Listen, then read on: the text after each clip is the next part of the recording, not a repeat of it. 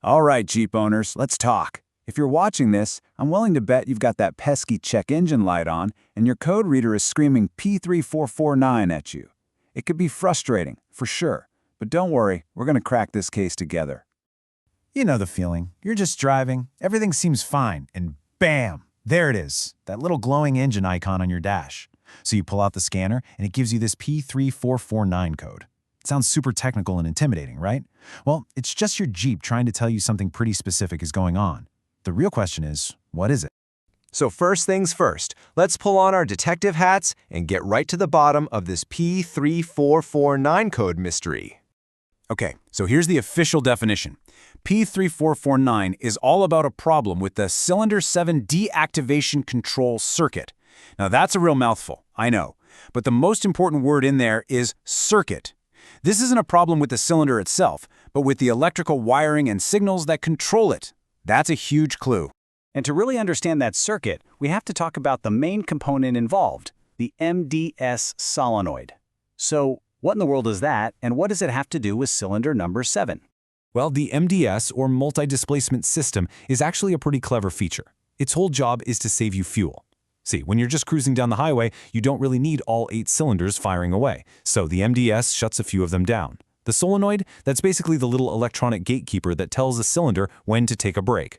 So when you get a P349 code, it means the computer has detected a glitch in the electrical message it's trying to send to the solenoid for cylinder 7.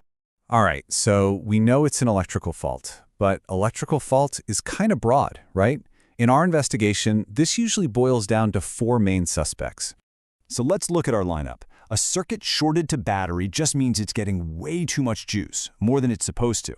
On the flip side, shorted to ground means it's leaking voltage somewhere and not getting enough. An open circuit, think of it like a bridge being out. The electrical path is completely broken.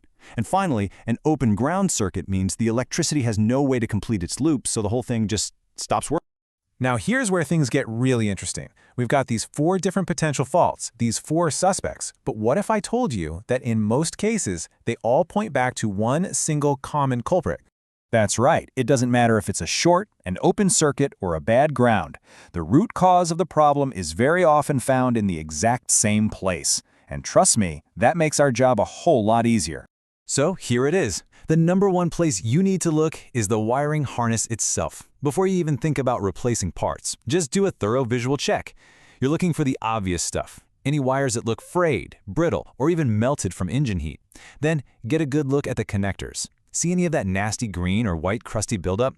That's corrosion, and it's a major signal killer. It can block electricity just as easily as a cut wire. Okay, so let's bring it all home. We're going to recap everything and map out your path from seeing that annoying code to getting it cleared for good. So, to sum it all up, the problem, code P3449, is an electrical hiccup in the circuit for cylinder 7's MDS solenoid. Our investigation showed us it could be one of 4 different types of electrical faults.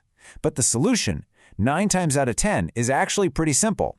The real culprit is the wiring harness. And the fix? A good, careful inspection, and then repairing or replacing whatever damaged or corroded wire you find. So before you start ordering expensive solenoids or thinking you need a new engine computer, just grab a flashlight and get in there. Take a really close look at those wires. The solution to this complicated-sounding code might just be hiding in plain sight. Seriously, could a simple wire check be all it takes to solve your engine mystery?